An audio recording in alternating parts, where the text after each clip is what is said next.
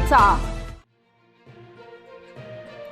बागलाण तालुक्यात एक धक्कादायक आणि दुर्दैवी घटना घडली आहे। पिंपळदर येथील चिंतामण गुमन वाघ यांचा 33 केव्ही मेन लाईनचा विजेचा शॉक लागून मृत्यू झाल्याची घटना खमतानी पिंपळदर शिवारात घडली आहे।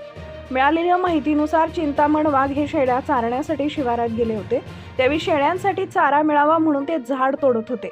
दरम्यान झाडाच्या फांद्यावरून गेलेल्या 33 केव्ही मेन लाईन विजेच्या लाईनला स्पर्श झाल्यानं अचानक जोरदार विजेचा प्रवाह झाडामध्ये उतरला।